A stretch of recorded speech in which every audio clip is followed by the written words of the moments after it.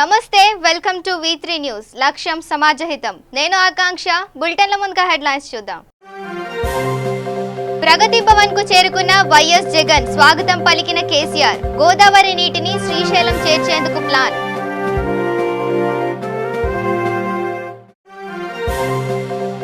చంద్రబాబు నివాసానికి CRDA నోటీసులు వారంలో సమాధానం ఇవ్వాలని ఆదేశం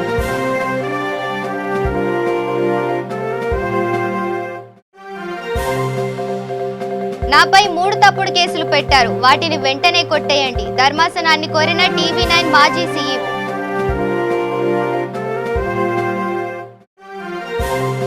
టీవీ చర్చ కార్యక్రమాలకు వెళ్లే వారికి తెలంగాణ సీఎం సీరియస్ వార్నింగ్ ఉల్లంఘిస్తే చర్యలు కఠినంగా ఉంటాయన్న కేసీఆర్ ఇక డీటెయిల్స్ చూద్దాం విభజన తర్వాత రెండు తెలుగు రాష్ట్రాల మధ్య నెలకొన్న సమస్యల పరిష్కారమే లక్ష్యంగా ఇప్పటికే పలు కీలక నిర్ణయాలు తీసుకున్న ముఖ్యమంత్రులు కేసీఆర్ జగన్ మరోసారి సమావేశమయ్యారు నీటి వివాదాల పరిష్కారం కోసం 2 రోజుల పాటు చర్చలు జరిపేందుకు వైఎస్ జగన్ బేగంపేటలోని ప్రగతి భవన్ కు చేరుకున్నారు జగన్ కు కేసీఆర్ సాదర స్వాగతం పలికారు జగన్ వెంట మంత్రులు పెద్దిరెడ్డి రామచంద్రారెడ్డి బుగ్గన రాజేంద్రారెడ్డి అనిల్ కుమార్ యాదవ్ పేర్ని నాని కురసాల కన్నబాబుతో పాటు CSLV సుబ్రహ్మణ్యం కూడా చర్చలో పాల్గొనేందుకు వచ్చారు తెలంగాణ ప్రభుత్వం తరపున కూడా మంత్రులు నీటిపారుదల విభాగం అధికారులు పాల్గొన్నారు విభజన అంశాలతో పాటు గోదావరి కృష్ణా జలాల వాటా పంపకాలు కేటాయింపులు గోదావరి నీటిని శ్రీశైలం చేర్చడం తదితర అంశాలను చర్చించారు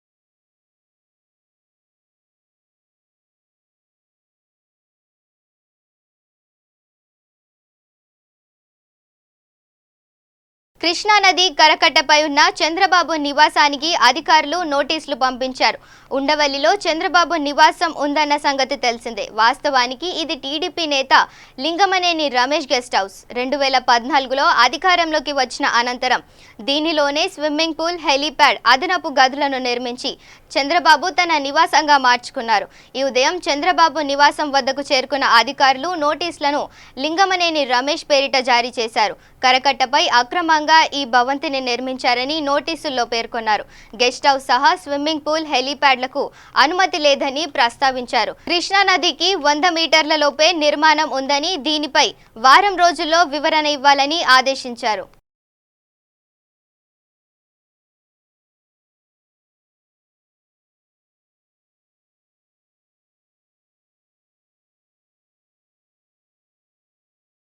TV9 సంస్థ మాజీ CEO రవిప్రకాష్ తాజాగా మరోసారి తెలంగాణ హైకోర్టును ఆశ్రయించారు తెలంగాణ పోలీసులు మోసం ఫోర్జరీ అభియోగాలతో తనపై నమోదు చేసిన 3 కేసులను కొట్టివేయాలని కోర్టును కోరారు దురుద్దేశంతోనే తనపై ఈ కేసులు పెట్టారని ఆరోపించారు ఈ మేరకు తనపై నమోదైన 3 కేసులకు గాను 3 పిటిషన్లు దాఖలు చేశారు ఇందులో ప్రతివాదులుగా తెలంగాణ ప్రభుత్వం అలందా మీడియాను చేర్చారు ఇందుకు ఎలాంటి ఆధారాలను అధికారులు చూపలేదని స్పష్టం చేశారు అంతేకాకుండా తాను పాత తేదీల్లో షేర్లను విక్రయించినట్లు తప్పుడు పత్రాలు సృష్టించారని మోపిన అభియోగాల్లో ఏమాత్రం వాస్తవం లేదని తేల్చి చెప్పారు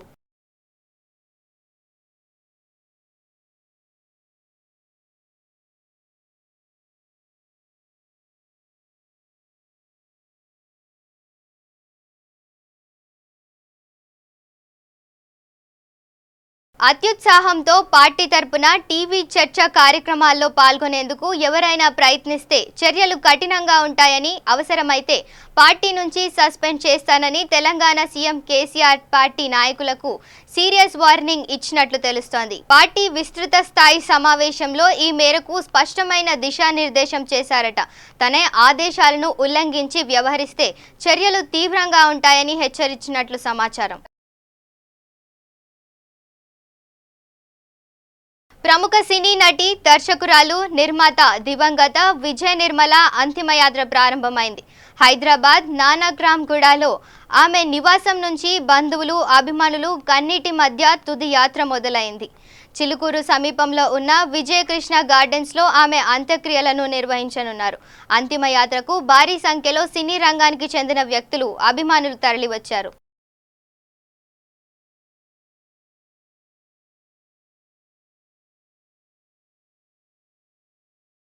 గన్ను శుభ్రం చేస్తుండగా జరిగిన ప్రమాదంలో మచిలీపట్నంకు చెందిన ఎయిర్ ఫోర్స్ జవాన్ ప్రకాష్ మృతి చెందిన సంఘటన రాజస్థాన్లో చోటు చేసుకుంది. సంఘటన బుధవారం విధులలో ఉండగా తన సర్వీస్ రివాల్వర్ను శుభ్రం చేస్తుండగా ఈ ప్రమాదం చోటు చేసుకోగా పోస్ట్ మార్టం అనంతరం ఈ రోజు ఉదయం ప్రత్యేక విమానంలో గన్నవరం ప్రకాష్ మృతదేహం చేరుకుంది. ఇక్కడ నుండి అంబులెన్స్ లో మచిలీపట్నంకు మృతదేహం తీసుకువెళ్లారు.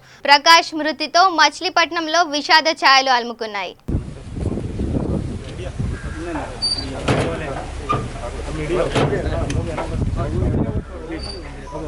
మీరు వెళ్ళిపోండి. ఓకే తీసేమ్మా తీసే ఇంటికి అయిపోయింది కదా.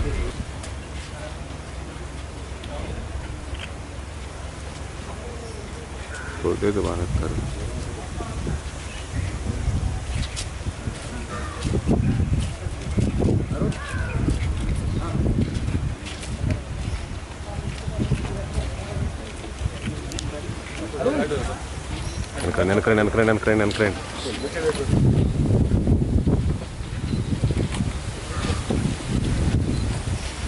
వస్తాను కొంచెం పక్కన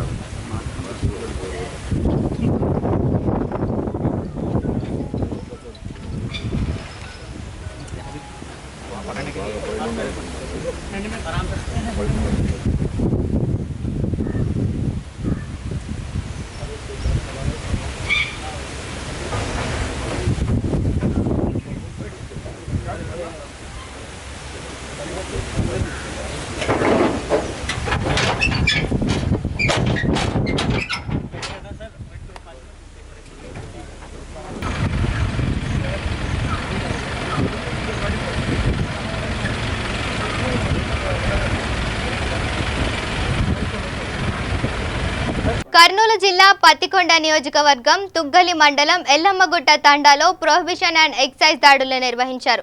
దాడులలో 80 లీటర్ల నాటుసారా 800 కేజీల బెల్లం ఊట పట్టుబడ్డాయి. తండాలోని ఒక ఇంటిలో బెల్లం ఊట ధ్వంసం చేస్తుండగా ఎక్సైజ్ సిఐ మరియు సిబ్బందిపై తిరగబడ్డ నాటుసారా తయారీదారులు. మాది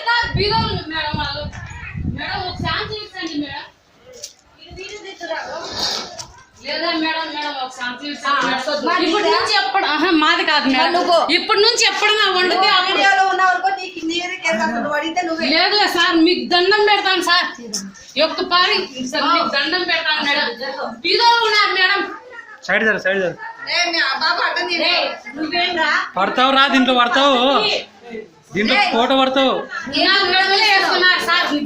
జరగమ్మా ఒక్కపారి మేడం, పది మారుతున్నాము. ఒక్కపారి మేడం చెప్తున్నాం కదా మేడం,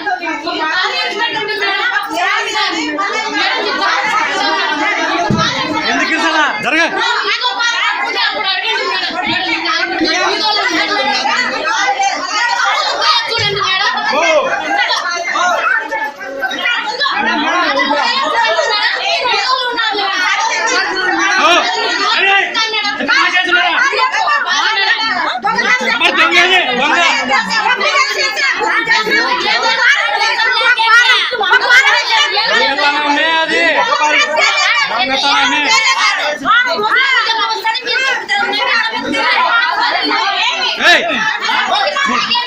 ముట్టుకోరాదు, మేము పట్టుకున్నాక ముట్టుకోకూడదు. నువ్వు జరగదు, ముట్టుకోకూడదు.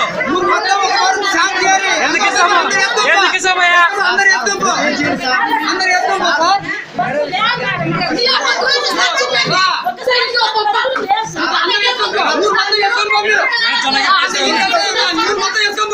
మీ నిదానం జరుగు. చెప్పేది మేడం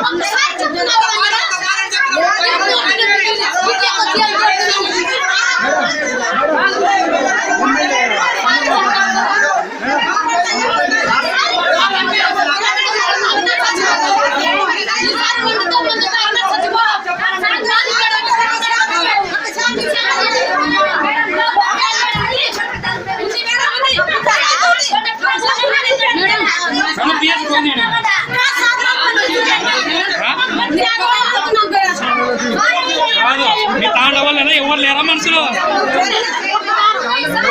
ఇన్ని రోజులు అడుగుతున్నారు.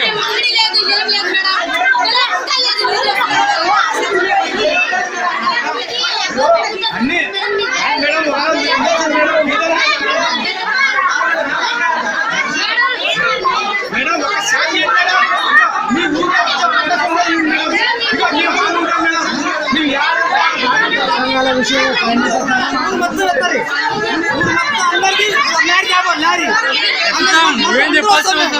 ఆడలు మొగలు అందరూ వస్తాం మా ఎట్ట తీసారి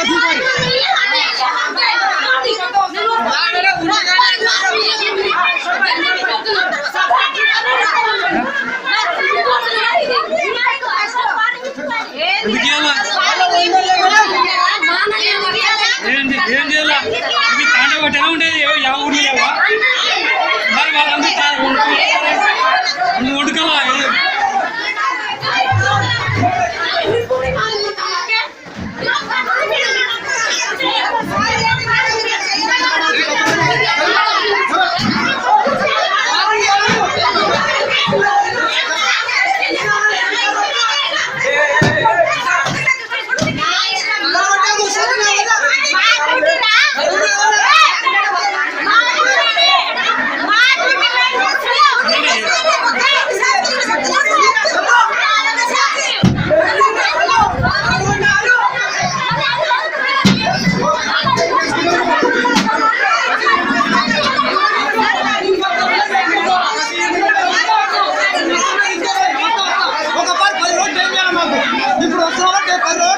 చెప్పిన వల్ల తెలియదా మీకు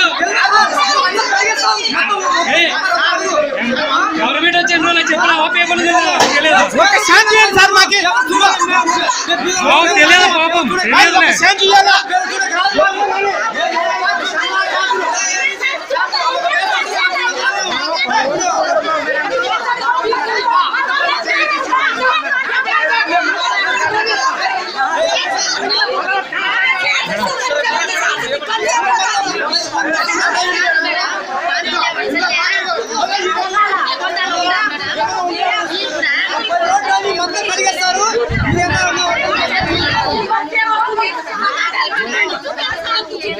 ఖమ్మం 3 టౌన్ లో కార్డన్ సెర్చ్ 3 టౌన్ ప్రాంతంలో ఏసీపీ ఆధ్వర్యంలో కార్డన్ సెర్చ్ నిర్వహించారు.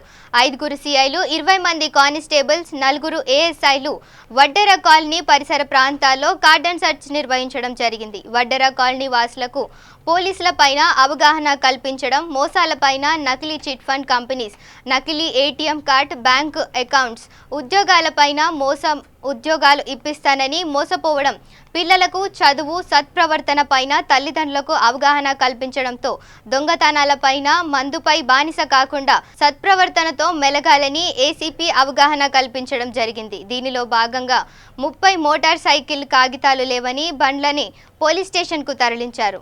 వాటి పత్రాలు మీరు తీసుకొచ్చిన తర్వాత చెక్ చేసేసి సరైన ధ్రువపత్రాలు కనుక ఉన్నట్లయితే మీ బడులు మీకు ఇవ్వడం జరుగుతుంది. అలాగే ఏదైనా సరే పత్రాలు లేని వెహికల్స్ మరి మీరు ఎక్కడైనా కొని ఉంటే మీకు తెలియకుండానే అది వేరొక చోట దొంగతనం చేసిన వస్తువు అయి ఉండవచ్చు.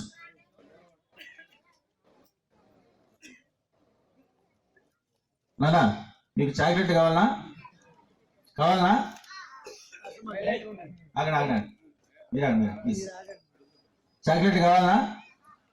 సరే, మీరు అలా చదువుకుంటున్నారా? ఓకే, నేను ఇప్పుడు చెప్పే మాటలు వినండి. మీరు అయిపోయిన తర్వాత 2-3 ప్రశ్నలు వేస్తాం మిమ్మల్ని. ఆ ప్రశ్నలకు ఎవరైతే సమాధానం చెప్తారో మీకు 3 బహుమతులు ఉంటాయి.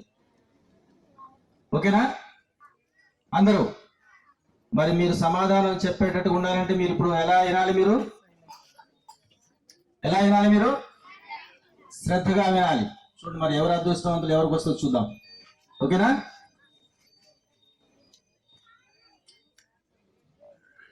మనకు తెలియకుండానే వేరొక చోట దొంగతనం చేసిన వస్తువుని తెలిసి తెలియకుండా తక్కువ కూస్తుందనే ఉద్దేశంతో కొన్ని సందర్భాలు కూడా ఉంటాయి అన్నమాట. అట్లా మీరు దొంగ వస్తువుల్ని కొని ఆ తర్వాత మోసపోకుండా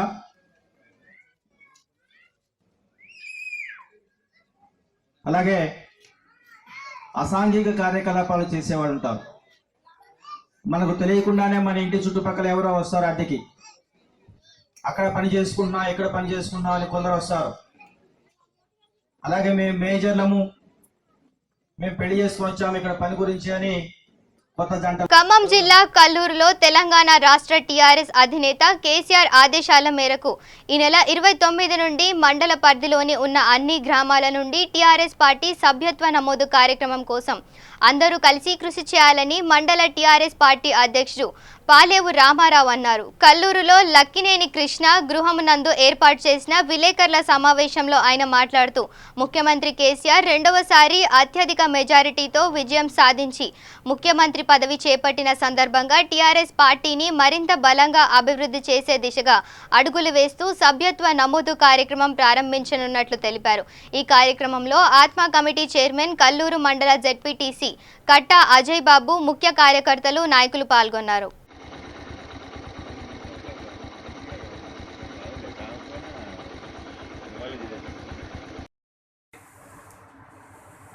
జెడ్పీటీసీ గారికి, కల్లూరు సర్పంచ్ గారికి, విజయబాబు గారికి, మేకల కృష్ణ గారికి, లక్ష్మీ కృష్ణ గారికి, కాటమైన వెంకటేశ్వర గారు, బోక్సర్ గారు, ఇస్మాయిల్ గారికి, భాస్కర్ గారికి, పెద్ద లక్ష్మీ కృష్ణ గారికి, యాకబుల్ గారికి, వీరి గారికి, ఎంపీపీ గారికి మరియు మీడియా మిత్రులందరికీ కూడా ముందుగా నమస్కారం తెలియజేస్తూ ఎంపీటీసీ ఎలక్షన్, జెడ్పీటీసీ ఎలక్షన్ తర్వాత మొదటి ప్రెస్ మీట్ ఇది. మధ్యలో కార్యక్రమాలు ఏ వాళ్ళు ప్రెస్ మీట్ పెడతారు అని కూడా అవకాశం లేదు. అధికారికంగా మన రాష్ట్ర ముఖ్యమంత్రి కేసీఆర్ గారు టీఆర్ఎస్ పార్టీ సభ్యత్వ నమోదు కార్యక్రమాన్ని హైదరాబాద్లో మొదలుపెట్టడం జరిగింది. మీ అందరికీ తెలిసిందే.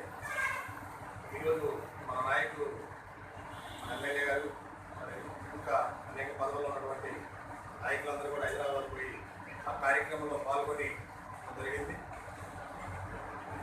ఈరోజు అక్కడి నుంచి సభ్యత్వాల పుస్తకాలు తీసుకొని బయలుదేరుతున్నారు.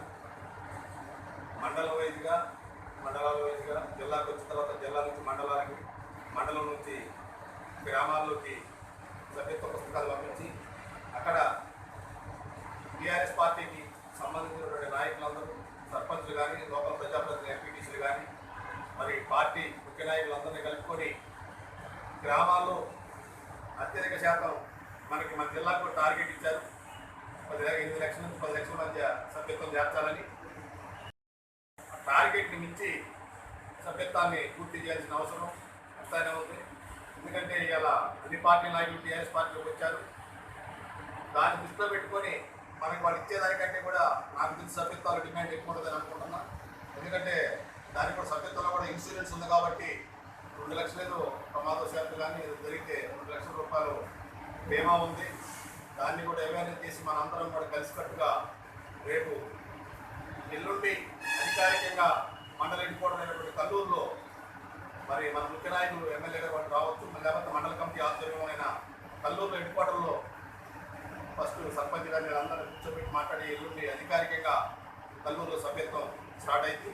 ఆ తర్వాత గ్రామాల్లో పంపించి ఒక మండల కమిటీ వేసుకుని మండల కమిటీ ద్వారా గ్రామాల్లో పోయి గ్రామాల్లో సభ్యత్వ పుస్తకాలు ఇచ్చి ఆ పుస్తకాలు వాళ్ళ ద్వారా, నాయకుల ద్వారా ఒక మనం 20 రోజుల్లో పూర్తి స్థాయిలో సభ్యత్వం చేర్పించాల్సిన అవసరం ఉంది. అందుకని ఎక్కడైతే ఆ ప్రాంత నాయకులందరూ కూడా గ్రామాల్లో బాగా అవేర్నెస్ తీసుకొచ్చి సభ్యత్వం చేర్పించాల్సిన అవసరం ఉంది. దీన్ని కూడా మీ ద్వారా, మీడియా ద్వారా ప్రజలకు తెలియజేయడం కోసమే ఈ ప్రెస్ మీట్ పెట్టడం జరిగింది. రేపు ఎల్లుండిన అధికారికంగా కల్లూరు మండల హెడ్క్వార్టర్ స్టార్ట్ చేసిన తర్వాత గ్రామాల్లో పోతే ఈ సభ్యత్వం అంతా పూర్తి అయిపోయిన తర్వాత తెలంగాణ రాష్ట్రంలో అధికార పార్టీ వైఫల్యాలను నిరసిస్తూ సిపిఐ పార్టీ తమ వంతు కార్యకలాపాలను సద్వినియోగంగా నిరసిస్తుందని, కాళేశ్వరం ప్రాజెక్టు విషయంలో అధికార పార్టీ అన్ని పార్టీల సమావేశం అయితే బాగుంటుందని సిపిఐ నేత చాడ వెంకటరెడ్డి మీడియా సమావేశం ద్వారా వెల్లడించారు. ఎమ్మెల్యే ఫిరాయింపులు సరికాదంటూ అది రాజ్యాంగ విరుద్ధమని కొనియాడుతూ మరోపక్క ఎమ్మెల్యేల ఫిరాయింపుల విషయంలో ఏపీ సీఎం జగన్ను పొగిడారు చాడ వెంకటరెడ్డి. రెండు రాష్ట్రాలు నెలకొన్న సమస్యలపైన సమావేశం కావడం మంచి పరిణామమే. అయితే ప్రధానంగా ఏ రాష్ట్రానికి ఆ రాష్ట్రానికి సంబంధించిన కొన్ని సమస్యలు పెండింగ్లో ఉన్నాయి. అందులో జల విధానానికి సంబంధించి, అంటే సాగునీటికి సంబంధించి కృష్ణా గోదావరి జల నదులలో ప్రవహించే నీటికి సంబంధించి కేటాయింపుల మీద మాట్లాడుకుంటా ఉన్నారు. సిపిఐ పార్టీ డిమాండ్ ఏం చేస్తున్నామంటే కేసీఆర్ కనీసం ఇక్కడ ఆల్ పార్టీస్ మీటింగ్ పిలిచి ఈ జల వివాదం పైన ఒక జల విధానం ఏర్పాటు చేసుకోవడానికి ప్రయత్నిస్తే బాగుండేది.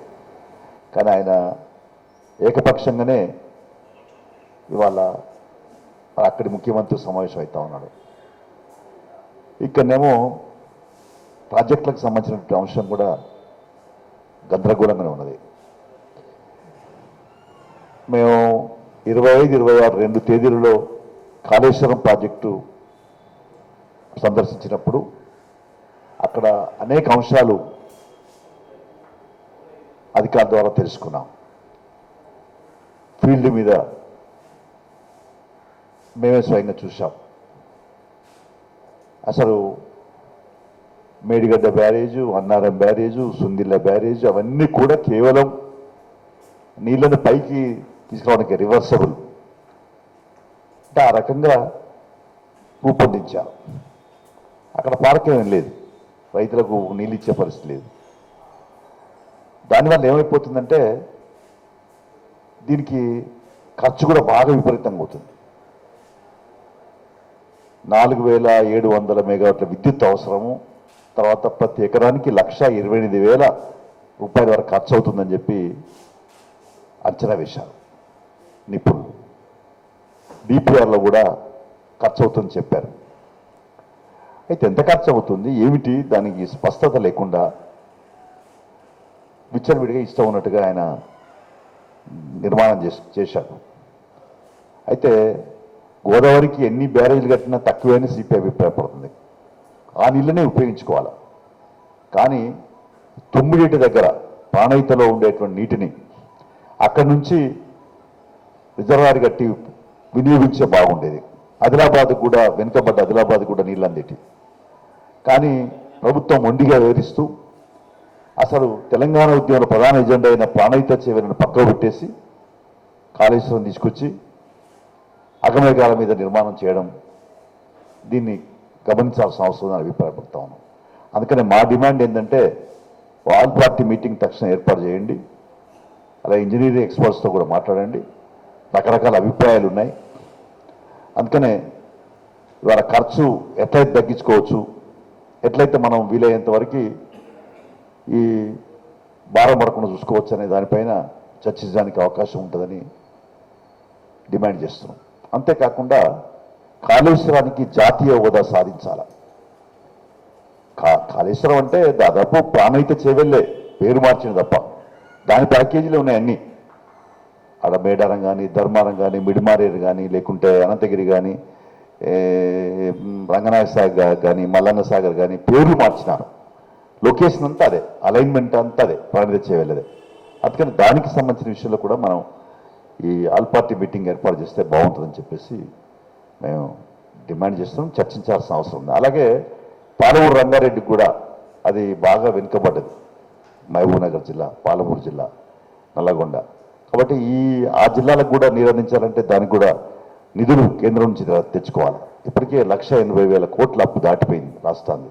ఇంకా అప్పులు ఇచ్చేవాడు ఉండకపోవచ్చు. అందుకని ఇప్పటికైనా తక్షణమే కేంద్రం పైన ఒత్తిడి పెంచి మరి నిధులు తెప్పించుకునే దానికి ప్రయత్నం చేయాల్సిన అవసరం అభిప్రాయపడతాం. ఓవైపున అప్పులలో తెలంగాణ ఉంటే అట్టహాసంలో కేసీఆర్ ఉన్నాడు. ఆయన ఏం చేస్తున్నాడంటే, మా చిన్నప్పుడు సామెత వినేవాళ్ళం, తినడానికి తిండి లేదు కానీ మీసాలకు మాత్రం సంపంగ నూనె రాసుకునేవాళ్ళు, అంటే వాసన కుట్టేట్టు. ఎక్కడ చూసినా అర్ధరాత్రి అల్లరిముకల హల్చల్ సృష్టిస్తున్నారు. ఎంజీఎం హౌస్ సర్జన్ విద్యార్థులపై దాడి చేశారు. ఒకరి పరిస్థితి విషమంగా మారింది.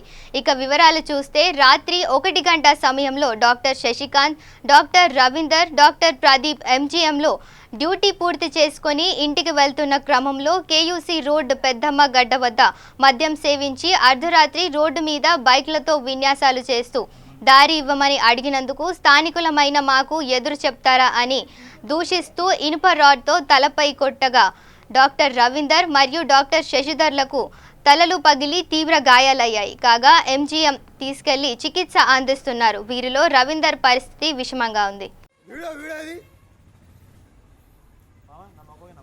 అరే వాన్ ముఖం వాడు మొత్తం వీడియోది వీడియో టోటల్ వీడియోది.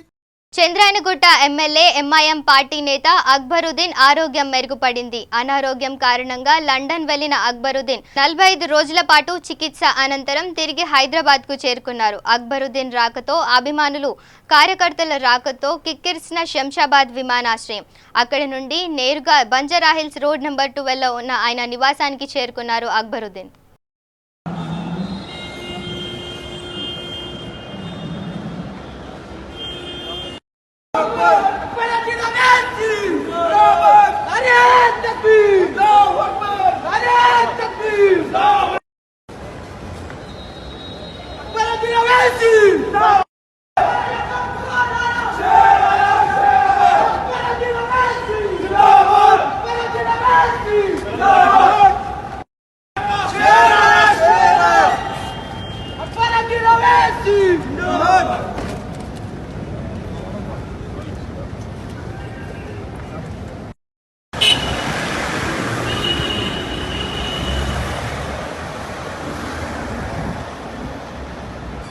నల్గొండ జిల్లా చందంపేట మండలంలోని కస్తూర్బా పాఠశాలలో కలుషిత ఆహారం తిని విద్యార్థినీలు అస్వస్థతకు గురయ్యారు. తినే ఆహారం కలుషితం కావడంతో విద్యార్థినీలను ప్రాథమిక ఆరోగ్య కేంద్రానికి తరలించారు. 40 మందిలో 15 మంది విద్యార్థినీలు అస్వస్థతకు గురి కావడంతో దేవరకొండ ప్రభుత్వ ఆసుపత్రికి 108 వాహనంలో తరలించి చికిత్సను అందిస్తున్నారు.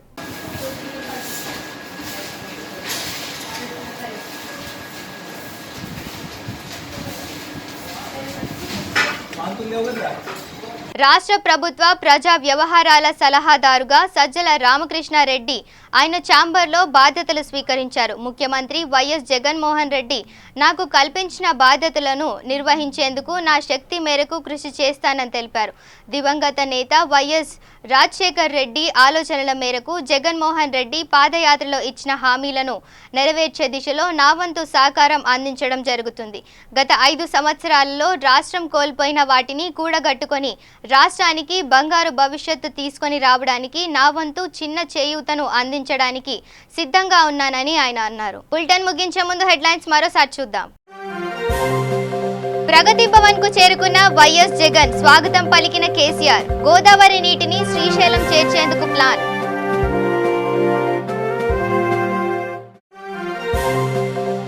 చంద్రబాబు నివాసానికి సిఆర్డీఏ నోటీసులు. వారంలో సమాధానం ఇవ్వాలని ఆదేశం.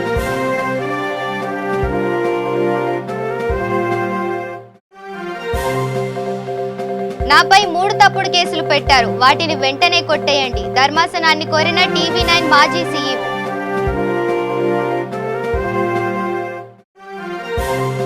టీవీ చర్చ కార్యక్రమాలకు వెళ్లే వారికి తెలంగాణ సీఎం సీరియస్ వార్నింగ్. ఉల్లంఘిస్తే చర్యలు కఠినంగా ఉంటాయన్న కేసీఆర్. ఇవి bulletin updates. Keep watching V3 news. లక్ష్యం సమాజహితం.